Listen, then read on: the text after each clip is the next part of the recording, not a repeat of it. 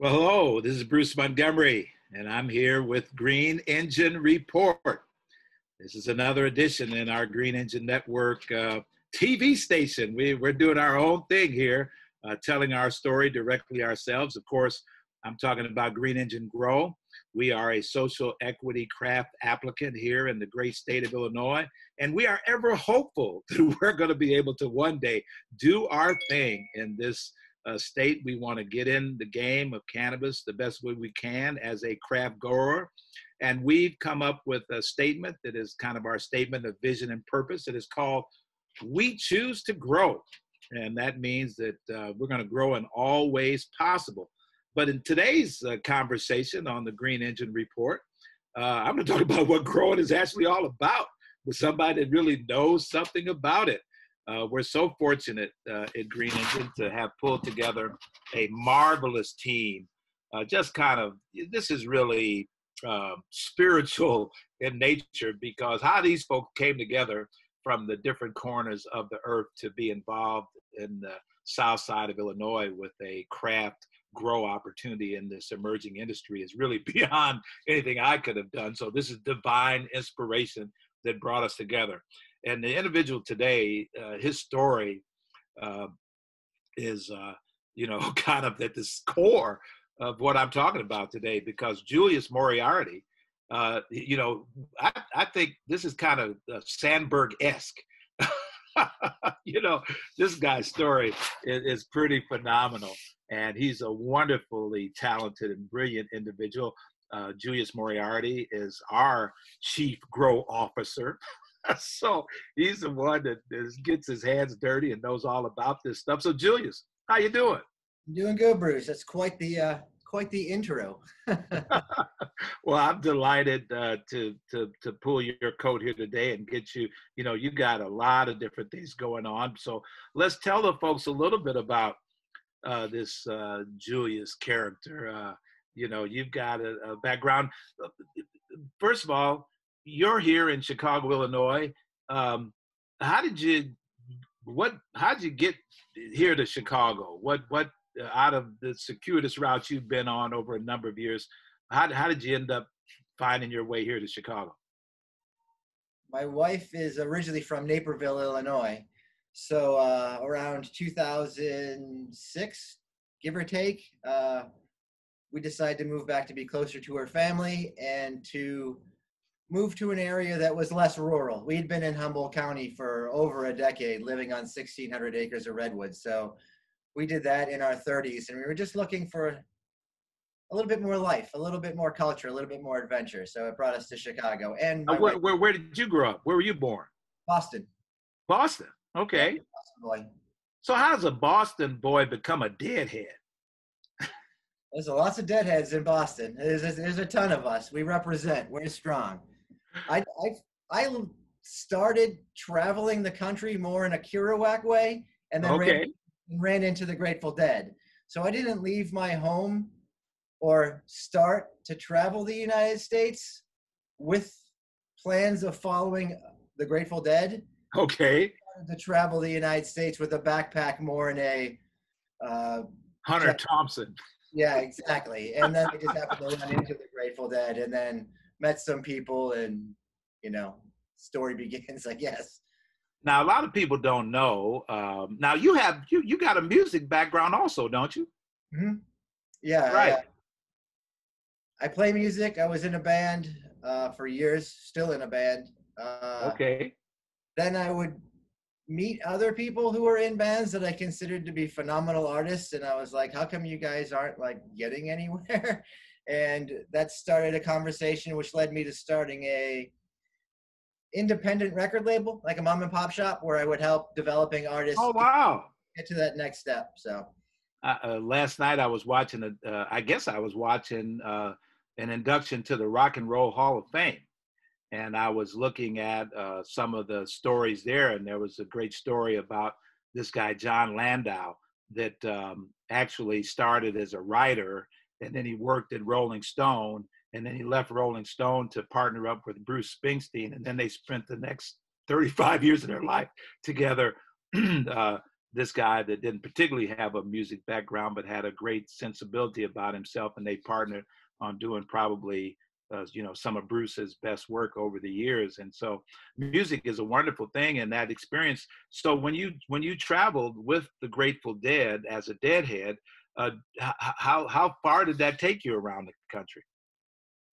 Uh, I've been to every state except for North Dakota. So I yet to go to North Dakota, but I traveled for years, tens of thousands of miles. That is amazing. That is so amazing. So as a young man that wanted to see the world, and you kind of bumped into this legendary experience, and you had a chance to hook your wagon to that, and then you decided when the great Jerry Garcia, the founder and guitarist of that group, passed away, you said, well, maybe it's time to make a life transition, and you kind of got off the wagon in Northern California.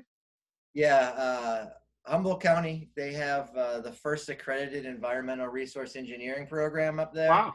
And I was very interested in learning again and applying my new mindset into the business world. Like, I'm not super corporate, right? So I was trying to judge what I had been living, like balance what I'd been living, which was a karmic-based corporate world, right? Like, how can you balance all of this together? Still try to live in America and be comfortable, and at the same time not be so cutthroat, right? And All so right. So you decided to go to engineering school. environmental resource engineering. Well, at that time, I'd already known that I wanted to be a cultivator. So there was Really? there was a lot of things that were culminating at the same time. There's the death of Jerry Garcia, and the fact that I wasn't going to be traveling around in that capacity anymore. Two was a desire to want to get back to the real world for, just for juxtaposition. I do believe strongly that cannabis is a medicine. So at that time, I was noticing that the quality of the medicine wasn't really regulated, or there was no compliance. And there was a certain personal nervousness about ingesting something that could be carcinogenic due to a lack of compliance. And then an overall mindset and breakthrough that, like, well, obviously nationally, there have to be people that feel the way I do, that are forced to go on the black market to potentially buy something that they don't know how healthy it is, in a pursuit to gain personal health. So I had decided I wanted to cultivate. I knew that the Emerald Triangle was the Emerald Triangle. Now, how did you know that? Because now, again, I'm a lifelong Chicago guy. I've worked all over, at least based in Chicago, worked for companies all around. But I never knew that this Humboldt County Emerald Triangle was the really epicenter. It's kind of like Napa Valley for this industry. In many ways, it is.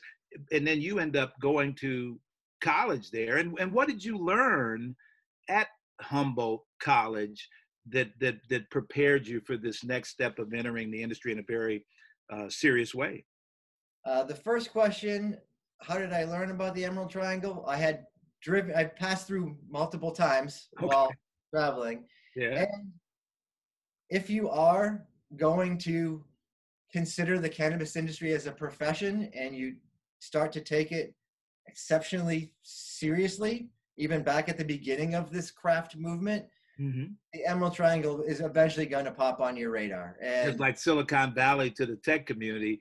Yeah, if that's something that you decide that you're going to really, that's right, really pursue, go to the stores. Yeah, then it ends up as a blip on the radar. And then I had passed through, and I enjoy the community. I love the environment in Humboldt County. I think it's a different place. It's like New Orleans. It's like New Orleans or Paris or New York or Chicago. It has a certain something that makes it's something about it that makes it unique and special, right? Like a New Orleans or like a New York or like a Paris.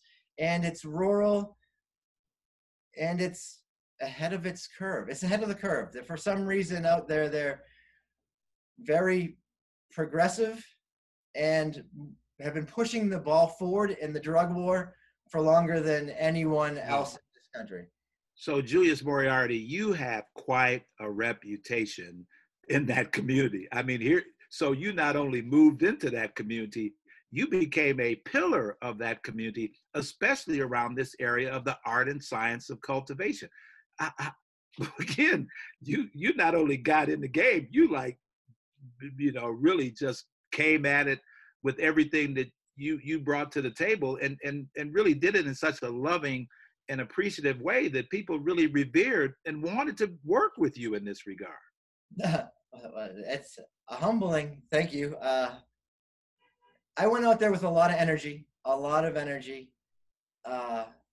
drive. I started to take classes at HSU, thermodynamics to help with my temperature and my HVAC, fluid mechanics to help with my pumping systems. I was systems analysis. I was out there going to school, taking that curriculum, putting it back into my gardens, and then communicating with the community about the advancements that I was making at a time where this was starting to begin to grow. So it was a timing thing, a lot of energy, and a lot of community activity where I would be out there talking to all of the growers, making sure that they understood that they could still maintain their yield numbers, their quality numbers, and live within this imaginary compliance or regulation that we would create ourselves, knowing that the community was producing a product that was healthy.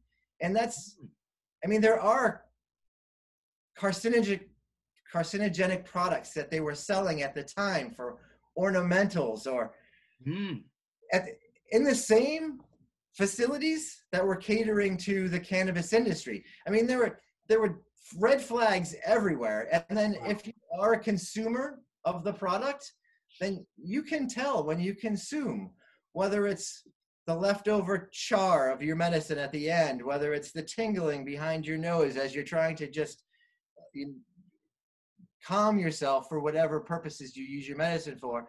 There were side effects that were negative. And the whole reason we were trying to fight this battle, to fight this drug war, was that we saw that this plant had very minimal side effects compared to the pharmaceutical industry.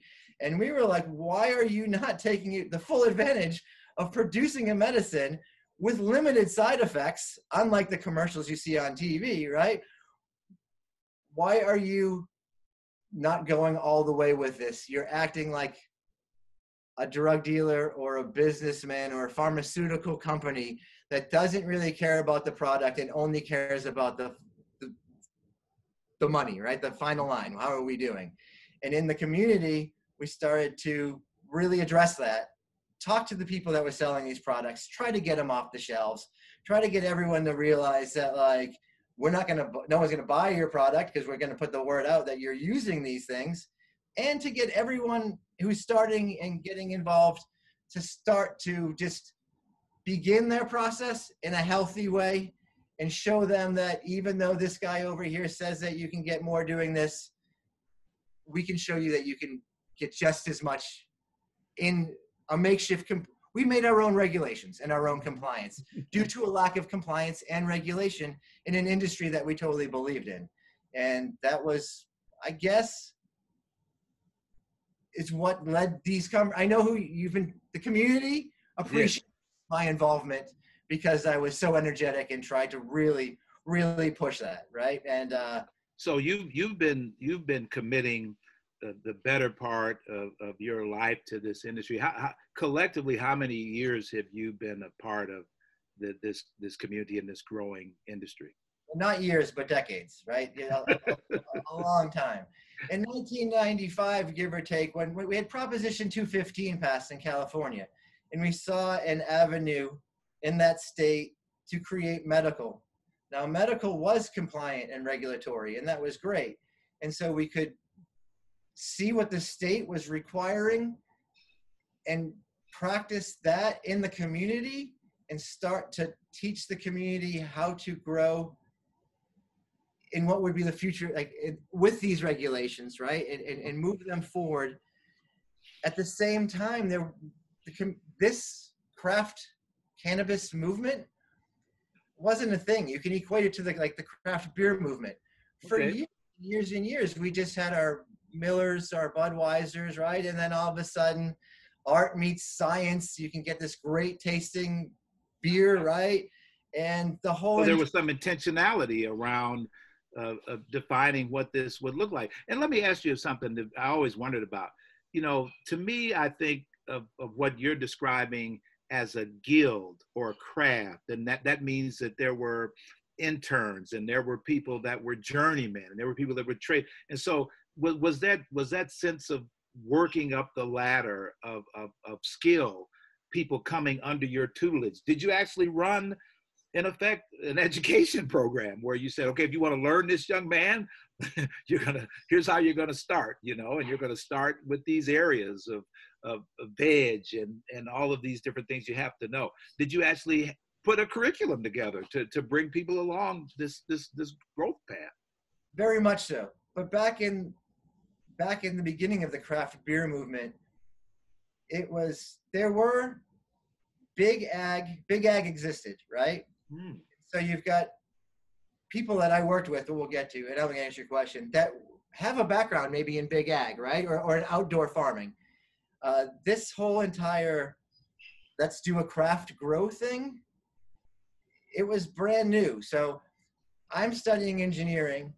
We're doing small scale craft grows. So yes, I did have a training program, but not in the sense where it was a vegetative room and a cloning and a bunch of different departments. Because we weren't huge scale operations at the time, I would bring someone in and teach them the gamut, right? Everything about the industry, because we weren't on big ag scales yet, right? We're talking about thousands of square feet, not tens and hundreds of thousands of square feet. So in that way, you can, as one individual, begin to learn the entire process, right? So I would tutor people. They would come in, and they may have a big ag background, or they may have zero background at all, and teach them what it means to control your environment, which is the beginning of craft grow, right? And to come in and use all of that science. I mean, the reason why you've heard all those humbling things is because of all the master growers out there now that came in through my program, that learned how to manipulate their own environment as opposed to work with in a big ag outdoor environment. And they've moved on to be successful master growers all over the Pacific Northwest now. Wow. But it was more of a, I will teach you everything, as not really departments, right? There weren't a lot of, it was, you can learn how to do this. And then from there, they've gone on and expanded to what we see now is the square footage that we're allowed to have. And then they develop departments and, you know, begin their own occupational practices, right? So then after this very phenomenal experience of starting really, you know, with this very nascent community, and then it's, you know, making craft kind of become real, and your career parallels the awareness that craft in fact could become real. You had your own personal disruption. There was a time where you had to set aside your skills and you kind of got out of the role for a while. You want to talk about what caused that disruption, and then kind of how that led to where you are today? Let me preface with, we were craft grow. So this isn't big ag. We're not talking about individuals here clearing tens of millions of dollars, right? This is the beginning. This is mom and pop shop. This is craft grow. We pushed it and pushed it and pushed the advancement of medical cannabis. We're trying to, and the Emerald Triangle does not only supply California. The Emerald Triangle is the Emerald Triangle because they're the Amsterdam of North America. And we were pushing our program, our practices nationwide by the turn of the century, right? We're in the mid 2000s. We've got decade plus under our belt in California, there is a growing understanding of the Emerald Triangle and what's happening. And now we're pushing our practices. Again, this isn't tens of millions of dollars here. This is mom and pop grassroots across state lines. Now, I was active in this process, and at one point, the government realized what I was doing and decided to put the kibosh on my program and incarcerated me for 3 years for my attempt to spread my practices nationwide. You and others. So you paid a price for your knowledge and belief and support for this activity, and you're one of the pioneers that have paved the way for those of us now in Illinois that want to believe that there is some future here. But you paid a heavy price, and yet you're still optimistic about it. And so now, you come to Chicago. You and your wife move here. You became part of Pitchfork, one of the most incredibly successful creative platforms in America. How did that come about? When I got to Chicago, I was working in the music industry, or starting in the music industry. I was dealing with a little PTSD I'm one of many casualties of the drug war. We all know this, right? Social equity is a thing. The casualties fall in many different categories. I was very personally impacted by the drug war, 3-year incarceration. I had gotten out of prison. I had spent years helping artists develop while I was helping artists develop, right? So I decided that I was going to have to stay in Illinois for 3 years. I was going to not be allowed to help the cannabis industry grow for a period of time. So I leaned over to that other side of my business creativity and went back with the artists, right? Helping artists develop. And I was putting out records here in Chicago. Obviously, we all know the Chicago music scene. I mean, it was a joy. If you have to go from one career to another, being in Chicago, working in the music industry is a joy. It's, and then by working in the music industry in Chicago is a small city. I mean, I know it's huge, but like the music industry is, if you're a positive person and you bring positive practices into a very negative industry, then you are noticed. And even a huge city like Chicago, I was noticed. I got some good job opportunities working with at Pluto and working with Mike Reed, who was all the production for Pitchfork. It only took a couple years of working with him and his team to realize how much I liked his practices, how much I liked his event, how much he cared about his staff. We paid double the legal amount, to our staff. It's a good team. It's a positive community, and they give back a lot to the community, a lot. So I was like, this is an exciting project. So I kind of hopped in his back pocket. And with a few years, I was fortunate to be brought in the right time. We had lost the director, and I just slid on in. I've been with him for about 5 years now, just working on Pitchfork Fest, which is a pleasure. So in tying this all together, my group, we get connected to this group of guys called Fat Bowl, and they come to Chicago, and we bring them to Chicago in the dead of winter time. We look at a facility. They say, this looks kind of interesting. We might want to be involved with this stuff. Hey, we got a guy in Chicago. We're like, what? They say, yeah, we're going to do this. We ain't leaving California, but our Chicago guy, he's here already. He'll hook you guys up. So then we get connected to you. You come out, you look at our facility. You're like, yeah, I think I can do something to make this kind of work. You're going to need this. You're going to need that. And we're like, but I don't know how this is going to go, because you guys got to figure out all the rest of that stuff, how to put together an application and raise money and do all these kinds of things. So we got this, these guys in the Emerald Triangle, that's still there, Fat Bowl. They got you here in Chicago. You hook up with the Chicago group, and then you hear that there's a possibility. Are you, with all that's happened this year in 2020 with COVID and all the different things, what is your sense of this whole social equity conversation in Illinois? Do you think we're going to break through, and will there be a chance to do what you are clearly, your whole life is about creativity and community and engagement and craft and all of the intersections?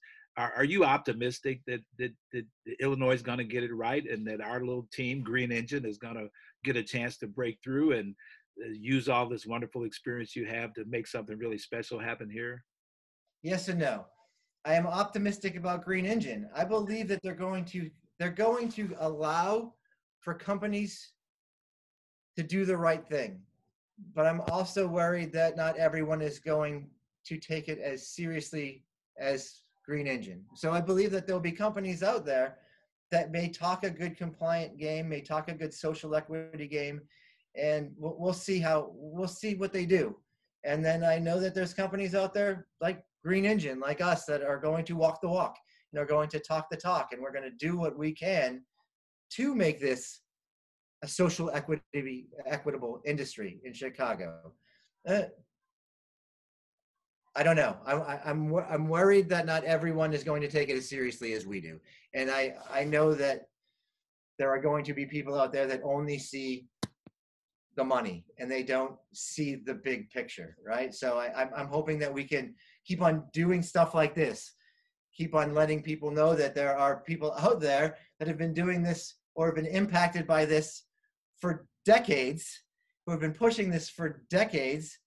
Their communities have been destroyed or impacted negatively for decades, that should have the opportunity to take advantage of this industry. Whether or not it's going to happen, time will tell. But as long as you have people like us out there, it's a good sign. I mean, it is a good sign. Well, again, as I started out today, our team, I believe, is spiritually aggregated. We did not know each other. Our paths otherwise probably may not have crossed, but when we heard of this opportunity of social equity, the stars kind of aligned, and pulling a brilliant talent like yourself and being connected. This just doesn't happen.